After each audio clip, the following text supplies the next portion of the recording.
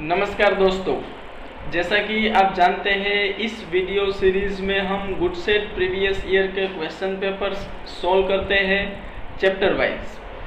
तो इसके पहले के वीडियोस में हमने चैप्टर नंबर 1, 2 एंड 3 ये 3 चैप्टर के गुड सेट के प्रीवियस ईयर के सारे क्वेश्चंस सॉल्व कर लिए हैं।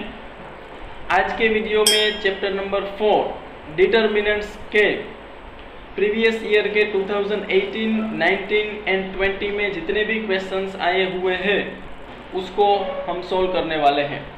लेकिन इससे पहले एक चीज़ मैं आपको बता दूं कि यहाँ पे आज के वीडियो में हम जो कुछ भी डिस्कस करेंगे, अगर वो मटेरियल आपको PDF फॉर्म में चाहिए तो नीचे डिस्क्रिप्शन में उसका लिंक दिया होगा, वहाँ से आप उसको डाउनलोड कर सकते हैं एंड फर्दर स्टडी कर सकते हैं।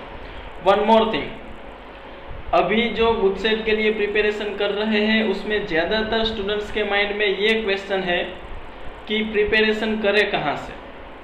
तो ऐसे जो स्टूडेंट्स हैं जिनको नहीं पता है कि अब गुड सेट के लिए प्रिपरेशन तो करना है लेकिन मटेरियल कौन सा यूज़ करना है, उनके लिए डिस्क्रिप्शन में मटेरियल भी जो लिंक है वो मैं रख दूंगा, वहाँ से आप उस मटेरियल को भी एक्सेस कर पाएंगे। ठीक है, so let's start today's video. तो डिटर्मिनेंट जो चैप्टर है इसमें से एवरी ईयर 3 क्वेश्चंस आते हैं और अगर हम 2018 की बात करें तो 2018 में जो एक क्वेश्चन आया था वो आपके सामने है। बहुत ही सिंपल क्वेश्चन है, अगर आप इसको ध्यान से देखें तो हमें सिर्फ समझना इतना है कि अगर एक स्टेटमेंट यहाँ पे जो हमें दिया है x power 4 plus y power 4 plus z power 4 equal to 0, इसका मीनिंग क्या होता है। ठीक है, तो अगर आप समझ पा रहे हैं कि अगर कहीं पे x power 4 plus y power 4 plus z power 4 equal to 0 दिया है ना, तो सोचिए x y z की ऐसी एक ही वैल्यू पॉसिबल है जहाँ पे आंसर 0 आएगा एंड वो है x equal to 0, y equal to 0 and z equal to 0। सोचिए x y z के प्लेस पे अगर 0 आप पुट करेंगे ना तभी x power 4 plus y power 4 plus z power 4 0 आएगा। इसके अलावा और कोई भी x y z की वैल्यू ऐसी नहीं मिलेगी जिसके लिए ये आंसर आपका 0 आ जाए। तो बस अब तो क्वेश्चन सिंपल हो गया, ये डिटर्मिनेंट की वैल्यू हमें फाइंड करनी थी। तो अगर ध्यान से देखें x y z 0 हो गया है तो जो डिटर्मिनेंट हमें फाइंड करने के लिए बोला है उसमें अगर x y z 0 पुट कर देंगे तो वो बन जाएगा कुछ ऐसा। और ये डिटर्मिनेंट तो आप जानते हैं, it is determinant of identity matrix, और आइडेंटिटी मैट्रिक्स का डिटर्मिनेंट 1 होता है, उसमें कोई सोचने वाली बात नहीं होनी चाहिए। So finally your answer is option C. बहुत ही सिंपल क्वेश्चन। चलिए नेक्स्ट क्वेश्चन देखते हैं। अभी जो स्क्रीन पे क्वेश्चन है इस तरीके के क्वेश्चंस बार बार गुड सेट की एग्जाम में रिपीट होते हैं, तो इस क्वेश्चन का सॉल्यूशन बहुत ही ध्यान से देखिए। सबसे पहले एक डिटर्मिनेंट दिया है जिसका ऑर्डर 3 क्रॉस 3 है और इसकी वैल्यू हमें फाइंड करनी है। तो सिंपली अगर आप देखें कि यहाँ पे जो फर्स्ट रो है उसमें से मैं 10 फैक्टोरियल कॉमन निकाल लूँ, सेकेंड रो है उसमें से 11 फैक्टोरियल कॉमन निकालूँ एंड थर्ड रो में से अगर मैं 12 फैक्टोरियल कॉमन निकाल लूँ तो डिटर्मिनेंट कुछ इस तरीके से बनेगा 10 फैक्टोरियल, 11 फैक्टोरियल, 12 फैक्टोरियल, ये कॉमन निकाल लिया। अब यहाँ पे रहेगा 1, 11 एंड 11 इंटू 12। इसमें से अगर 11 फैक्टोरियल कॉमन निकाला तो यहाँ पे रहेगा 1, 12 and 12 into 13। Again third row में से अगर मैं 12 फैक्टोरियल कॉमन निकालता हूँ तो यहाँ पे रहेगा 1, 13 एंड 13 इंटू 14। तो अगर क्वेश्चन में जो हमें डिटर्मिनेंट दिया था उसके कंपैरिजन में अब जो डिटर्मिनेंट हमारे सामने है उसको आप ध्यान से देखें तो कंपैरेटिवली थोड़ा सा वो सिंप्लीफाइड फॉर्म में आ चुका है। अब इसकी वैल्यू कैसे फाइंड करें, तो ये भी आपको डिटर्मिनेंट में सिखाया गया होगा कि जब भी कोई एक रो या कॉलम के सारे एलिमेंट्स 1 1 1 बन जाए उसके बाद हमें 2 जगह पे जीरोस बनाने होते हैं। ठीक है, तो इस तरीके से अगर हम सोचें R2 में R2 माइनस R1 कर दूँ एंड R3 में R3 माइनस R2 कर दूँ, तो फिर जो डिटर्मिनेंट बनेगा वो कैसा होगा, ये 10 फैक्टोरियल, 11 फैक्टोरियल, 12 फैक्टोरियल तो रहेगा ही, लेकिन फर्स्ट रो में मैंने कोई चेंज नहीं किया है, तो first row will be as it is 1 11 11 into 12। अब सेकेंड रो में से देखिए क्या कर रहा हूँ मैं, फर्स्ट रो माइनस कर रहा हूँ, तो यहाँ पे आ जाएगा 0, यहाँ पे हो जाएगा 1, एंड 12 टाइम्स 13 माइनस 11 टाइम्स 12, तो 12 टाइम्स 2 बनेगा, अगर ध्यान से आप R2 माइनस R1 करेंगे तो। उसके बाद सिमिलरली R3 में से R2 को माइनस करेंगे तो अगेन यहाँ पे 0 आ जाएगा, ये 1 हो जाएगा, और ये 13 टाइम्स 2 हो जाएगा। ठीक है, अब अगर आप देखें तो बस मामला यहाँ पे ख़त्म हो चुका है। इस डिटर्मिनेंट में अगर फर्स्ट कॉलम से मैं एक्सपांड करूँ तो 10 फैक्टोरियल, 11 फैक्टोरियल, 12 फैक्टोरियल ये तो रहेगा, इसके साथ में जो डिटर्मिनेंट की वैल्यू आएगी उसमें सिर्फ एक ही एलिमेंट से हमें एक्सपांड करना है 1 से, और ये 13 टाइम्स 2 माइनस 12 टाइम्स 2 हो जाएगा। सो फाइनल अगर आप देखें तो 10 फैक्टोरियल, 11 फैक्टोरियल, 12 फैक्टोरियल, 2 कॉमन निकाल लेंगे तो 13 माइनस 12 1 हो जाएगा, मतलब फाइनली वहाँ पे 2 रहेगा।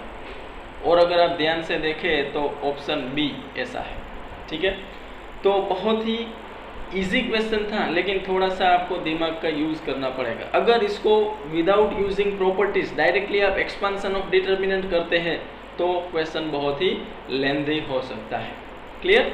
चलिए नेक्स्ट क्वेश्चन देखते हैं।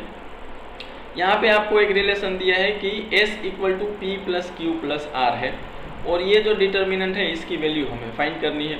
अब अगर इसमें प्रॉपर्टीज से हम देखने की ट्राई करें तो और तो कुछ नहीं हो रहा है।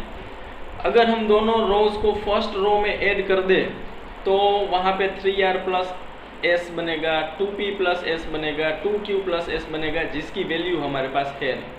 तो दूसरा हम कर सकते हैं कि फर्स्ट जो कॉलम है उसमें तीनों कॉलम को ऐड कर दूं तो क्या होगा, तो हमारे पास जो डिटर्मिनेंट दिया है ना वो बन जाएगा कुछ इस तरीके से, S plus P plus Q plus R, S plus P plus Q plus R। देखिए ध्यान से, S plus P plus Q plus R।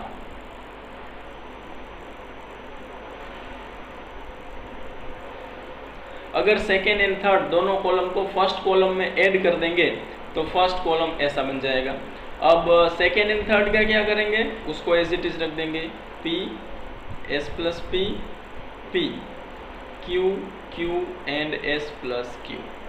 अब क्या करेंगे, ध्यान से देखिए, हमें एक डेटा दिया था, उसके हिसाब से हमें बोला गया है कि S equal to P plus Q plus R है, ये हमें दिया है क्वेश्चन में।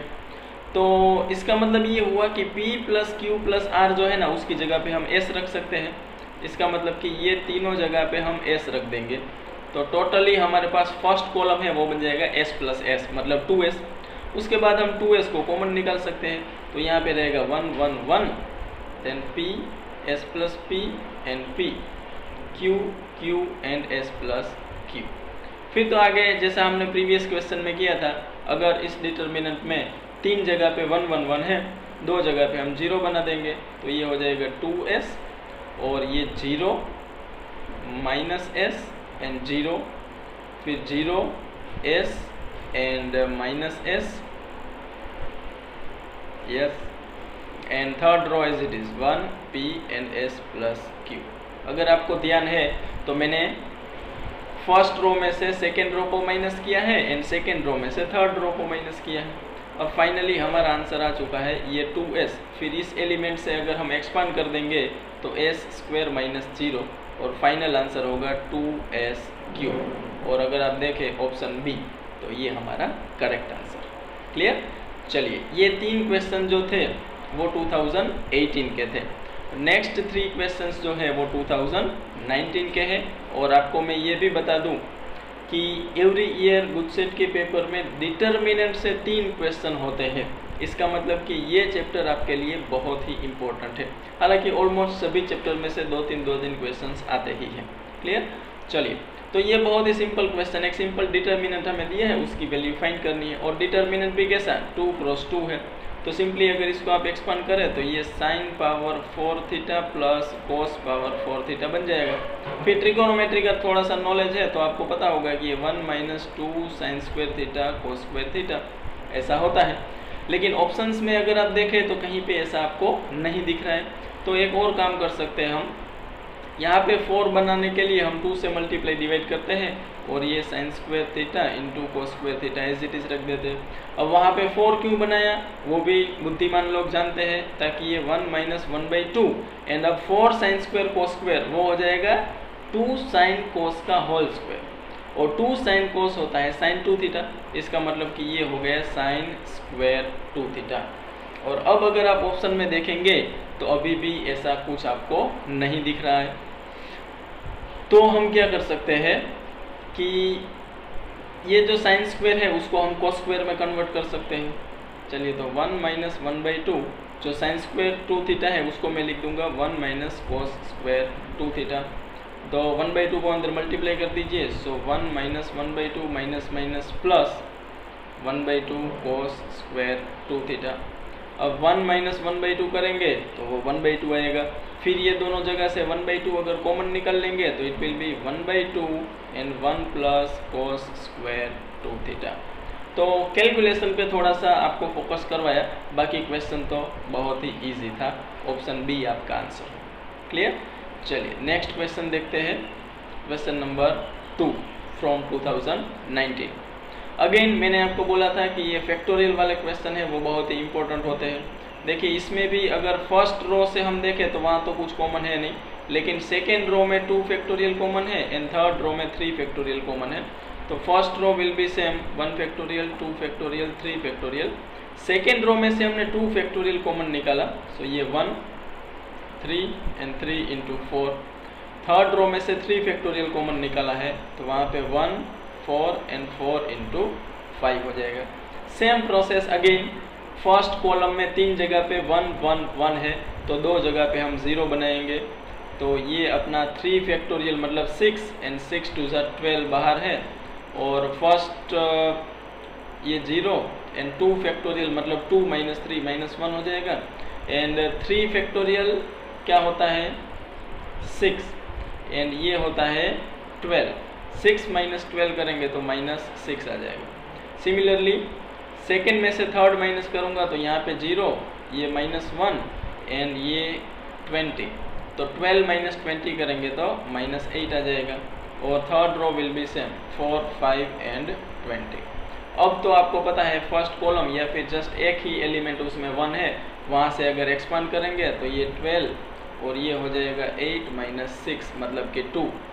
12 इंटू 2 होता है 24। और अगर आप ऑप्शन में देखेंगे, अच्छा इसमें एक और चीज़ यहाँ पे बाकी है। देखिए ऑप्शन में 24 दिया है, तो गलती से अगर आपने 24 लिख दिया तो आपका आंसर गड़बड़ा जाएगा, क्योंकि हमें इसका आंसर नहीं पूछा है, आंसर तो हमें दे दिया है 2016 के है, इसका मतलब ये हमारा 2016 के है। अब हमें तो फाइंड करनी है के की वैल्यू, तो फिर यहाँ से तो बिल्कुल सिंपल है, के हो जाएगा 24 डिवाइड बाई 2016, और अगर आप कट करेंगे तो आपका आंसर होगा ऑप्शन डी 1/84। क्लियर? चलिए नेक्स्ट क्वेश्चन। तो हाँ, ये भी एनसीईआरटी का ही क्वेश्चन है, लेकिन थोड़ा सा डिफिकल्ट हो सकता है अगर आपने फर्स्ट टाइम इस क्वेश्चन को कर रहे हैं। तो हमें जो फाइंड करना है उसमें देखिए 1/x 1/y 1/z ऐसी टर्म्स आपको दिख रही है। इसका मतलब कि हमें क्या करना चाहिए, first row second row and third row में से x को कॉमन निकाल लेना चाहिए। ध्यान से देखिए, फर्स्ट रो में से अगर x को कॉमन निकालो तो यहाँ पे 1/x + 1 हो जाएगा, ये 1/x एंड ये भी 1/x। सेकेंड रो से अगर y कॉमन निकालो तो ये हो जाएगा 1/y + 1 and 1/y + 2 and 1/y। Third row से अगर z को कॉमन निकालूंगा तो ये 1/z + 1 1/z + 1 एंड 1/z + 3 ऐसा कुछ डिटर्मिनेंट मिलेगा। ठीक है, और आगे हमने कॉमन निकाला है x y z, उसको तो यहाँ पे रखना पड़ेगा। ठीक है, इसके बाद अगर आप यहाँ पे देखेंगे ना तो 3 + 1/x + 1/y + 1/z right hand side में आपको दिख रहा है। इसका मतलब कि हमें क्या करना चाहिए, फर्स्ट रो में सभी रोज को ऐड कर देना चाहिए। इसका मतलब R1 tense to R1 + R2 + R3 करना चाहिए। अब ये हमें कैसे पता चलेगा, राइट हैंड साइड में जैसे टर्म चाहिए आप ये वाला ऑपरेशन करेंगे ना तो ही आपको वो मिलेगा। तो इस तरीके से हम पहुँचे यहाँ तक एक्स वाई जेड। और फर्स्ट रो में बाकी तीनों रोज को अगर आप ऐड कर देंगे तो वहाँ पे 3 + 1/x + 1/y + 1/z बन जाएगा। और उसको भी अगर हम कॉमन निकाल ले तो एक्स वाई जेड के साथ 3 + 1/x + 1/y + 1/z, और डिटर्मिनेंट आपका बन जाएगा 1 1 1। Second and third row will be same, 1/y + 1, 1/y + 2 and 1/y, 1/z + 1, 1/z + 1, 1/z + 3। ठीक है। अभी तक प्रीवियस दो क्वेश्चंस में क्या हुआ कि फर्स्ट कॉलम में 1 1 1 आ गया था, अब यहाँ पे फर्स्ट रो में 1 1 1 आ गया है, तो वहाँ पे भी किसी दो जगह पे हम 0 बनाएंगे। तो आगे का ये वाला पोर्शन है वो तो एज इट इज रहेगा ही। हम सिर्फ डिटर्मिनेंट को अगर सोल्व करें तो कैसा होगा, तो मान लीजिए कि मैं फर्स्ट कॉलम में से सेकेंड को अगर माइनस कर दूँ तो यहाँ पे 0 हो जाएगा, ये -1 होगा एंड ये पूरा 0 हो जाएगा। सेकेंड रो में से थर्ड रो को माइनस कर दूँ तो ये 0 हो जाएगा, 2 हो जाएगा एंड -2 हो जाएगा। एंड थर्ड जो कॉलम है उसको एज इट इज, सॉरी मैं कॉलम में ऑपरेशन कर रहा हूँ। थर्ड कॉलम है 1 1/y and 1/3 + z, sorry 1/z + 3। ठीक है। अब फर्स्ट रो में अगर देखेंगे दो जगह पे 0 आ चुके हैं, तो वहाँ से फर्स्ट रो से अगर एक्सपांड कर दे तो ये 2 आंसर आएगा। और आगे हमारे पास था x y z 3 + 1/x + 1/y + 1/z। ठीक है। अब क्वेश्चन में अगर आप देखें तो ये जो 10k है ना, वहाँ पे हमारे पास 2 आ चुका है, वो x y z का कोएफिशिएंट है, और हमने जो सॉल्व किया उसमें x y z का कोएफिशिएंट 2 है। इसका मतलब ये होता है कि 10k = 2 है, तो k की वैल्यू आपको मिलेगी 1/5। Option A is correct option. Clear. चलिए नेक्स्ट क्वेश्चन देखते हैं। अब यहाँ से 2020 के क्वेश्चंस स्टार्ट हो रहे हैं। अभी तक 3 क्वेश्चन 2017 के, सॉरी 18 के, 3 क्वेश्चंस 2019 के एंड लास्ट 3 क्वेश्चंस अब हम देखेंगे 2020 के। क्लियर। ये थोड़ा सा डिफरेंट क्वेश्चन, डिफिकल्ट तो नहीं लेकिन डिफरेंट है, क्योंकि ऐसा कोई क्वेश्चन एनसीईआरटी में नहीं है। तो सबसे पहले एफ ऑफ टी यहाँ पे आपको दिया है और हमें पूछा गया है limit t tends to 0 f of t / t²। तो सबसे पहले तो जो एफ ऑफ टी है ना, उसको मैं t² से अगर डिवाइड करना चाहूँ तो क्या होगा। तो डिटर्मिनेंट की आपको प्रॉपर्टी पता है कि अगर आप t² से डिवाइड करते हैं तो किसी भी एक रो या कॉलम को t² से डिवाइड करना पड़ेगा, या हो सकता है कि दो रोज को एक t से आप डिवाइड कर दें। तो अब फर्स्ट रो है ना, उसको मैं t से डिवाइड नहीं कर सकता क्योंकि वहाँ पे cos t है एंड cos t/t ऐसी कोई आइडेंटिटी है नहीं। तो मुझे क्या करना चाहिए, सेकेंड एंड थर्ड रो है ना, उसको मैं t से डिवाइड कर दूंगा। तो हमारा जो क्वेश्चन है limit t tends to 0 f of t / t², ये बन जाएगा कुछ इस तरीके से। Limit t tends to 0, determinant है cos t एंड 1, फिर ये जो 2tan t है ना, इसको हम t से डिवाइड कर देंगे, ये t को भी हमने t से डिवाइड कर दिया एंड 2t को भी t से डिवाइड कर दिया, एक t हो गया। अभी भी एक t बचा है क्योंकि हम t² से डिवाइड कर रहे हैं, तो ये हो जाएगा 10t / t 1 एंड 1। तो ये हमारा डिटर्मिनेंट हो गया। अब चाहे तो आप डिटर्मिनेंट को एक्सपांड कर सकते हैं, या फिर आपको प्रॉपर्टी पता है लिमिट की, कि लिमिट में जब हम अंदर देते हैं तो हर एक एलिमेंट के साथ वो लिमिट है ना, वो अप्लाई होती है। तो जहाँ जहाँ पे आपको t दिख रहा है वहाँ पे हम t की जो लिमिटिंग वैल्यू है t टेंड्स टू 0 वो पुट कर देंगे, तो ये डिटर्मिनेंट बन जाएगा cos 0 1, ये 0 कांस्टेंट टर्म है वो एज इट इज रहेंगे। ये 10t/t जो है ना वो हो जाता है 1, वो लिमिट की आइडेंटिटी है, तो वहाँ पे सिर्फ रहेगा 2, ये 1 2, ये भी हो जाएगा 1 1 एंड 1। बस अब जस्ट इस डिटर्मिनेंट को आप एक्सपांड कर देंगे तो आपको आंसर मिल जाएगा। फर्स्ट रो से अगर एक्सपांड करें तो 1 1 - 2 + 1 2 - 1, सो फाइनली ये -1 + 2, मतलब आपका आंसर होगा सॉरी -1 एंड ये 1 आएगा, तो -1 + 1 0, मतलब कि ऑप्शन डी आपका करेक्ट आंसर है। तो ये बहुत ही इम्पोर्टेंट क्वेश्चन था एंड बहुत ही डिफरेंट भी था। तो ऐसे क्वेश्चंस अगर आपने कुछ प्रैक्टिस किए हैं तो ही इस क्वेश्चन को आप सॉल्व कर सकते हैं। क्लियर? चलिए नेक्स्ट क्वेश्चन। अब ये जो है ना, ये दिखने में बहुत ही भयंकर है, लेकिन आप अगर ध्यान से करेंगे तो बहुत ही सिंपल क्वेश्चन है। जैसे कि यहाँ पे डायरेक्टली आपको अगर थर्ड कॉलम देखेंगे ना तो 1 1 1 बना के दिया हुआ है।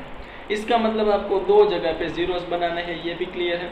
और दो जगह पे जीरो बनाने के लिए फर्स्ट में से सेकेंड एंड सेकेंड में से थर्ड रो को आप माइनस कर देंगे। लेकिन माइनस करेंगे तो यहाँ पे ये जो दो एलिमेंट है ना, इसका भी सब्ट्रैक्शन करना पड़ेगा, तो वो हम अलग से कर लेते हैं। बहुत ही ईजी है। देखिए ये a power x plus a power minus x whole square, उसमें से अगर b power x plus b power minus x का होल स्क्वायर माइनस करेंगे तो क्या होगा। तो आप या तो दोनों को ओपन करके देख सकते हैं, या फिर आप अच्छा ऐसा करेंगे ना तो एक प्रॉब्लम होगा, आपका जो आपको काम करना है वो होगा नहीं। तो ये क्वेश्चन भी आपको थोड़ा सा डिस्ट्रैक्ट करने के लिए दिया था। अगर आप वो दो जीरोस के पीछे भागेंगे तो काम टफ हो जाएगा। तो हमें इस तरीके से इसको सॉल्व नहीं करना चाहिए। एक्चुअली इस तरीके से हम करेंगे तो ये सॉल्यूशन हमें मिलेगा ही नहीं। तो अब हमें क्या करना है, हमें फर्स्ट रो में से सेकेंड रो माइनस करनी है। तो अगर मैं C1 tense to C1 minus C2 करूँगा ना, तो फर्स्ट एलिमेंट है ना वो ऐसा बनेगा a power x plus a power minus x whole square minus a power x minus a power minus x whole square. और ये दोनों को हम ओपन करेंगे ना तो इसका मिडल टर्म आएगा 2 एंड इसका मिडल टर्म आएगा -2। वो ये माइनस के साथ हो जाएगा +2 और फाइनली वो आ जाएगा 4। सिमिलरली अगर आप ये C1 tense to C1 minus C2 करेंगे ना, तो जो डिटर्मिनेंट आपको बहुत ही भयानक दिख रहा है वो कुछ बन जाएगा इस तरीके से 4 4 4 एंड ये सेकेंड कॉलम में तो हम कोई चेंज नहीं कर रहे, तो वो होगा a power x plus a power minus x whole square. ये होगा b power x plus b power minus x whole square, c power x plus c power minus x whole square, और ये होगा 1 1 एंड 1 और equal to हमें 2y plus 6 दिया हुआ है। अब अगर आप ध्यान से सोचें ना, तो first column and third column को देखिए, दोनों प्रोपोर्शन में है। इसका मतलब तो ये डिटर्मिनेंट 0 हो जाना चाहिए। तो 2y प्लस 6 इक्वल टू 0 हो गया। तो फिर यहाँ से y की वैल्यू आपको मिलेगी -3 और यही हमारा फाइनल आंसर है। क्लियर? तो दिखने में थोड़ा बड़ा आपको लगेगा कि इसमें बहुत ज़्यादा कैलकुलेशन होगा, लेकिन ट्रिक से अगर आप करेंगे, समझ के करेंगे, तो इसमें कोई प्रॉब्लम नहीं होगा। तो कई बार ऐसा भी होता है कि क्वेश्चन को स्टार्ट करने से पहले हमें उसके बारे में थोड़ा सा समझना पड़ता है कि कौन से रास्ते से हम जाएंगे। अगर स्टार्टिंग में ही हमने गलत रास्ता यूज़ कर लिया तो क्वेश्चन हो या ना हो वो तो दूसरी बात है, लेकिन हमारा टाइम वेस्ट होगा, ये डेफिनेटली है। क्लियर? चलिए आज का हमारा लास्ट क्वेश्चन है और वो भी बहुत सिंपल है। इसमें सबसे इम्पोर्टेंट बात यह है कि हमारा फोकस जो है ना वो ज़्यादातर केस में डायरेक्टली डिटर्मिनेंट पे जाता है, लेकिन इस केस में डिटर्मिनेंट से जो ज़्यादा इम्पोर्टेंट चीज़ है ना वो ये है ट्राइंगल ABC। ट्राइंगल ABC जैसा ही आपने बोला ना तो आपके माइंड में एक चीज़ आ जानी चाहिए। अच्छा यहाँ पे a plus b plus c equal to pi, तीनों एंगल का सम अगर करेंगे ना तो वो पाई या फिर 180 आएगा। इतना अगर आपको पता चल गया ना तो फिर ये b plus C and a plus C की जगह पे आप कोई वैल्यू पुट कर सकते हैं। जैसे कि जो आपका साइन b प्लस सी है ना, वो अगर यहाँ से b प्लस सी की वैल्यू निकालेंगे तो वो हो जाएगा sine pi minus C, and sine pi minus C है ना उसकी वैल्यू आपको पता होगी, साइन सी होती है। ठीक है? Similarly tan a plus C जब आप करेंगे ना तो ये हो जाएगा tan pi minus B, and tan pi minus B जो है ना वो सेकेंड क्वाड्रेंट में tan नेगेटिव होता है, इसलिए ये होगा -tan b। और फाइनली अगर फिर से आप डिटर्मिनेंट को देखें तो ये 0, ये अपना माइनस साइन सी, ये -tan b, ये हो गया है sine a 0 minus cos c, ये tan b cos c and 0। तो अब डिटर्मिनेंट कुछ ऐसा बन चुका है। अब अगर आप सही तरीके से इसको देखें और डिटर्मिनेंट अगर आपने ठीक से स्टडी किया है तो आप इस डिटर्मिनेंट को एक्सपांड करने की गलती कभी नहीं करेंगे, क्योंकि अगर आप ध्यान से देखें इस डिटर्मिनेंट की खास बात क्या है, इसकी खास बात ये है कि डायगोनल एलिमेंट्स है ना वो सारे जीरोस है, प्लस ये एलिमेंट ये एलिमेंट दोनों एक दूसरे के ऑपोजिट है। यहाँ पे जो एलिमेंट है एंड यहाँ पे जो एलिमेंट है वो भी एक दूसरे के ऑपोजिट है, एंड ये दो एलिमेंट है ना वो भी एक दूसरे के एलिमेंट है, ऑपोजिट है। अगर इतना आप समझते हैं ना तो आपको पता चल जाना चाहिए कि this is skew symmetric matrix है, this is determinant of skew symmetric matrix. और शायद आपको पता होगा कि ओड ऑर्डर, हाँ इसका ऑर्डर भी ओड होना चाहिए। अगर 2 क्रॉस 2 है एंड स्क्यू सिमेट्रिक है तो फिर उसका डिटर्मिनेंट 0 नहीं होता है। तो आपको प्रॉपर ये प्रॉपर्टी पता होनी चाहिए कि ओड ऑर्डर का कोई स्क्यू सिमेट्रिक मैट्रिक्स है तो उसका डिटर्मिनेंट 0 होता है, दैट्स इट, क्लियर। और ऑप्शन हमारा सी करेक्ट ऑप्शन होगा, क्लियर। तो इस तरीके से अगर गुडसेट की जहाँ तक बात है तो इतना ज़्यादा डिफ़िकल्ट क्वेश्चंस है वो नहीं आते हैं। अगर आप थोड़ा सा ध्यान से प्रैक्टिस करेंगे और एनसीईआरटी को पूरा कवर कर ले तो मुझे लगता है आप उसमें से बहुत सारे क्वेश्चंस सोल्व कर सकते हैं, क्लियर। इसी तरीके से आगे के सारे चैप्टर से उसके भी प्रीवियस ईयर के क्वेश्चंस हम सोल्व करते रहेंगे। इसके लिए देखते रहिए। Thank you so much.